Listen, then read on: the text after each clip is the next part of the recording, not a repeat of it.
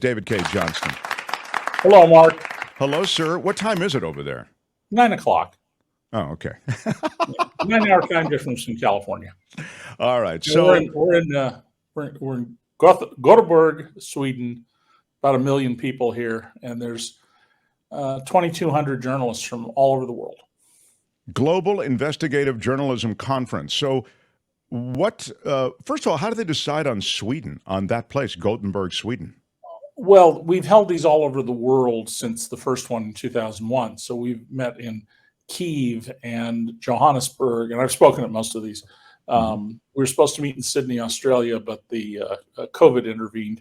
Rio de Janeiro, Toronto. We have not met in the United States for two reasons. One is up until this administration, and we don't know about this administration, they can make it very difficult for journalists to come visit if they don't like those journalists. And these other countries don't impose restrictions like that. And then secondly, there's always concern in a global organization that the U.S. will run it. The Americans will run it. And so there's been a real effort by David Kaplan, who started out at the Center for Investigative Reporting in the East Bay, and who was the executive director and will be until Thursday, who put this all together. That we, have people from all around the world. So there are lots of people here today in this gigantic hotel complex we're in from Africa, North and South, from Asia, from Latin America, and of course from all over Europe. Yeah, I mean, I can only imagine it's got to be very exciting. The information exchange, and it's a 2-week conference. Is that what you were saying? No. It started today and it'll end Friday afternoon. Okay. I'm here to speak at 2 panels out of I think there's 200 panels. David, you're like Santa over there. I'm sure everybody wants their time with you. I want to quickly, I know I really so excited that we get to spend a minute with you. And I wanted to chat with you about the missing F-35. There was this fighter jet that went down, as you know. And it went missing, and then they found the debris. But it brings up this awful military spending. This insanely expensive weapon systems of $80 million is what they say, and I'm sure there are other costs on top of that, but that's the price tag that they advertise. And it doesn't even work very well, this jet. I was mentioning that from a military perspective, it doesn't. But more to the point, and I found an old piece you did for the Columbia Journalism Review, and it's called The True Cost of National Security. And you talk about in this piece all the different ways that they sort of repackage numbers to make them not seem as big or hide real spending. But I wonder if you can give me a minute on this country and the amount spent and why we just cannot curb this dog of overspending on the military. Well, the news media generally reports on the Pentagon budget. How much is the Department of Defense and the 5 military, I guess now 6 military branches under it going to receive? That's just the start of our national security budget. Then you have to throw in all the intelligence agencies, which run about $100 billion a year. You have to add Homeland Security because most of its function has to do with national security. And when you add all of these up, the real cost is about double what you will typically read about in the newspaper. So we just approved somewhere between $700 billion and $800 billion Pentagon budget. And the total will be more than twice that. And this just goes to how lots of journalists write what's in press releases or what's announced to them. They don't sit down with the federal budget, which is published in multiple volumes because it's thousands of pages. And you'd think if you go get, it's free on the internet, the budget of the United States for fiscal year 23-24, the current year, or 24-25, which starts at the end of this month. You'd think the first thing you'd see is a chart and a table about here's the money we're going to spend in total and the breakdowns. No. Text, fine details, and you have to go through and add all this stuff up. And what I count is everything under what's called budget category 050, budget category 50. That's all the national security spending that we have. And it is enormous. And part of the reason it's enormous is that we are, in our military, have a doctrine of being able to simultaneously fight two wars, as we did in World War II, one in the Pacific, one in the Atlantic. We are building new aircraft carriers that, well, the first one, the Gerald Ford, well, it's a technological marvel. It cost $14 billion, and that's just for the aircraft carrier, because an aircraft carrier is part of a flotilla. There are attack submarines to protect it. There are destroyers and frigates and tender ships, and there's a whole group of ships in this killing machine. And then, of course, you've got to put the helicopters and the jet fighters and the other airplanes on the and train everybody. And war is expensive. If you look at the Russian invasion of Ukraine, it's just like taking billions of dollars and creating a pile and pouring gasoline on it. It's insanely expensive with technology. Now, the fighter jet that went missing, there have been close to 1,000 of these new generation jets built. We have them in our military. We sell slightly less lethal versions to our friends. And the plane has a very good safety record. It's not like, say, in the Korean War, the F-86 Sabre jets, they knew the engines could blow up, and a lot of pilots died because they're screaming along in the skies and the engine blows up. These have a very good safety record, but this is an astonishing development in the news. It has stealth technology we don't want anybody to get their hands on. The plane, something goes wrong, the pilot ejects over the Carolinas, and we have to ask the public, please help us find our missing $150 to $200 million jet. That's the total cost of each unit in that range. So there it is, as we said, it's 150 million. It's twice what the advertised tag on it is. Yeah. And the way of the future is things like this are likely to get more and more expensive. Of course, this jet has the ability to basically be aware of everything in the sky around it. You know, a little tiny ultralight aircraft owned by civilians and really lethal threats. It's stealth. It's designed to cause radar signals to not ping back its location. It can fly at supersonic speeds. It can go literally straight up in the air like a rocket if you burn enough fuel. And it has all sorts of guidance systems for the armor that it carries. But man, yeah, you're talking a lot of money when something goes wrong, $150 to $200 million. Well, and also, I was noting in the first hour, a lot of stuff goes wrong all the time with this particular weapon system. It's been, viewed as a real less than efficient use of money. I mean, even in the inefficient world of the Pentagon. And, the half of that fleet of planes is operational. The other half is waiting on parts, and they have a real problem with parts for this plane. It's just I was making the point, and it's been made before. I was just noting that it seems as though we're so invested. For example, it's a classic parallel for the military spending overall. There's just so much invested that you can't pull back. I mean, you're pot committed, as they say in poker.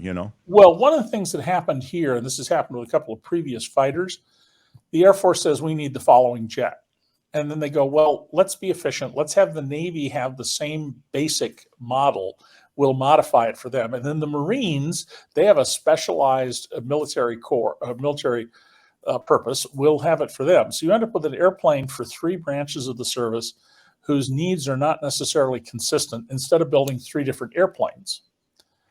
And of course, all of this is done by private contractors. Lockheed Martin is by far and away the biggest, who are entitled to earn profits, but they're virtually monopoly suppliers. So what their real profit margins are and what they report to shareholders may not be consistent. But let's not, there are real costs here to national security. We shouldn't ignore that. I mean, it's like people who don't like Obama when he took his wife to a play and dinner in New York complained about the cost. People who don't like George Bush when he would fly home to the ranch and chop wood or whatever, mesquite, would complain. The costs of protecting the president of the United States are the costs of protecting the president of the United States, period. They're built in. And you should be able to take your spouse to the ice cream shop if you want to. And the taxpayers just have to bear that cost. Sure. In the case of the military, the prevailing doctrines have been challenged by a lot of people, including military people, for a long time. And now we have something the U.S. doesn't have, but the Russians have and the North Koreans claim to have, and that's a hypersonic missile. A missile that could strike anywhere on the planet without going into outer space in less than an hour. And the problem that poses is when we build things like aircraft carriers at roughly $14 billion each, a hypersonic missile can take out the aircraft carrier. Is that the most efficient and smartest way to project American military power around the world? Or has the world moved on and we should do something different? Do we really need to have as many nuclear attack submarines, the big ones that carry missiles, not the small attack submarines where they can put divers out the door and do intelligence gathering? Do we need to have as many of those as we do? And do we need to have all the capabilities that we do? Now, this jet fighter, the advocates will tell you, is somewhere between 15 and 25 years ahead of anybody else because of its advances in metallurgy, in avionics, and other design features, a lot of which are secret. I'll take their word for it. That the most dedicated effort tomorrow by Beijing or the Kremlin, if it had the money, to develop a comparable plane will take them 15 years. But 15 years is not that far away. Right. 15 years backwards, we're in the year 2008, and George W. Bush is still in the White House. So it's an endless... not so much an arms race as a tax race. By the way, the total Category 50 spending on national security that I talked about, that's greater than the total amount of just individual income taxes, or roughly equal to it. It's a little bit more than the individual income taxes we all pay. Think of all the things we need to have in our government, right? You have to have food safety, transportation safety, research, medical research, training, doctors, a court system. That's all on top of that.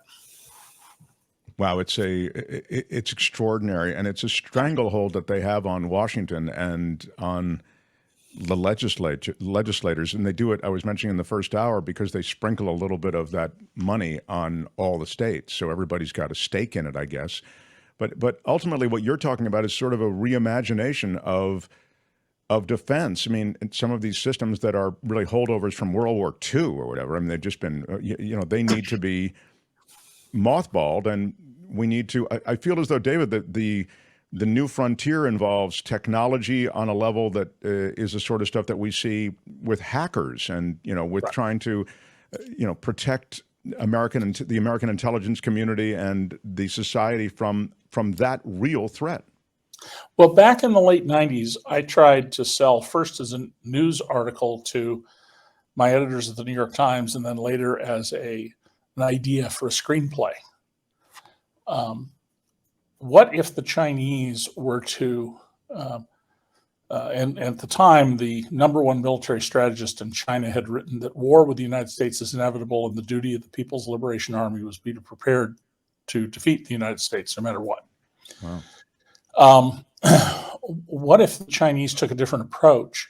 What if they embedded in our electrical grid some kind of a subtle software or firmware or hardware that would allow them a signal to shut down the entire grid in the United States, or grids, the multiple ones? And of course, my editors at the New York Times were, well, that's very speculative, and it's not your field. And the Hollywood people just thought, this is so far outside of God. Never mind all the things they do that are way out in the realm. It didn't go anywhere. Well, we now know that the U.S. government's national security apparatus is very concerned about exactly this. We know that the Russians have demonstrated to us that they could turn off and turn on hydroelectric dams where I live in Western New York. They did it to make a point. We turned around and did it to them. We shut down electricity in various places where we've somehow planted technology.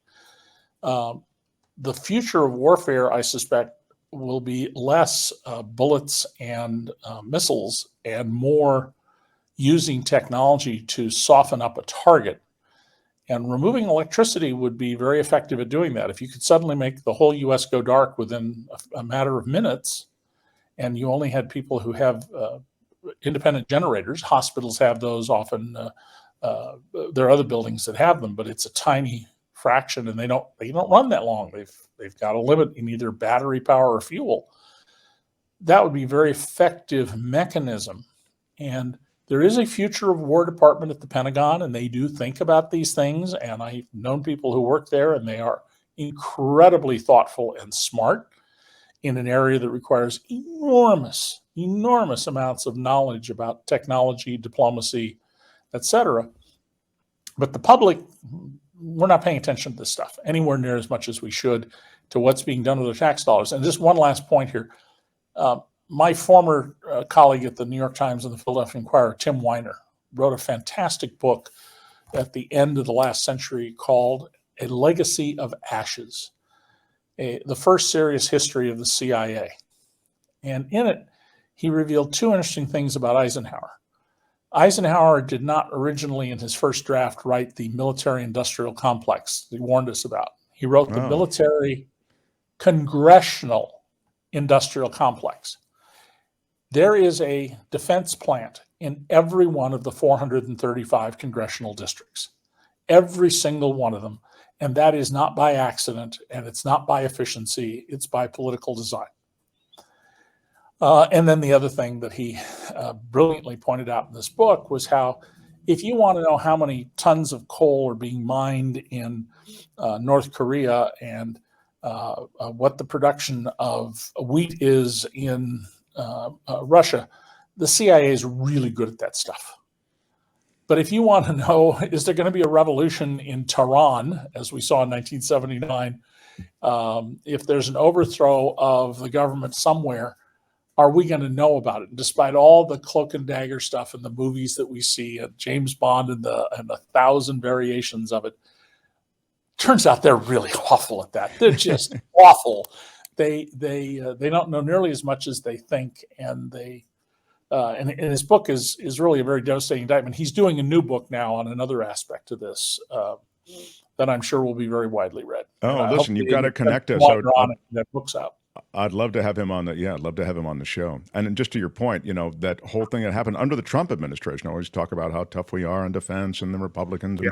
Republican administration, the Russian hackers broke into federal agencies. That was a U.S. official statement that the Russian hackers, state-sponsored, broke into federal agencies. And it's unclear as to whether or not stuff was left in those various places where they broke in, or even if they still have a presence, a shadowy presence. So it's very much of the moment. I think that issue. Absolutely correct. And here's a little fact very few people know: James Comey, who said, contrary to FBI policy, just before the election in 2016, that he was reopening the Hillary Clinton emails investigation, which damaged her terribly. He was asked about Hillary Clinton using her private email server. Madeleine Albright, Colin Powell, Condoleezza Rice, they all used private email because the State Department's lowest government bid contract for its email system is just an awful, terrible system. And we know that the Russians and the Iranians and others broke into the State Department's email system. So he was asked, well, did they break into Hillary Clinton's system, which was run off a server in her house in Chautauqua? And he said, well, they went over it and they found no fingerprints or evidence of it. In other words, it appears Hillary Clinton was protecting our national security. That's wild. By using her own email server. Because when you do break into these things, there are ways that people who are computer scientists can figure out, the really top ones, who got into the system. They have little built-in clocks, right? And normally you leave little bits of software behind. and they found nothing on Hillary Clinton's server in Chautauqua in suburban New York to support that the Russians got into her private email system. That's wild. It was all headlines and announcements, and as it turns out, there was no there. David, I'll let you get back to your conference. So appreciate you spending time with us. So you'll be back in the States I'll on talk to Tuesday? you next week, but I think next week I'll be in Germany or France or somewhere. We're here for. God, that's great. So. Hi, it's Mark, and I thought that was great. Hit the notification bell. You'll know whenever there's a new video being dropped, and please subscribe to our channel to help us save the universe.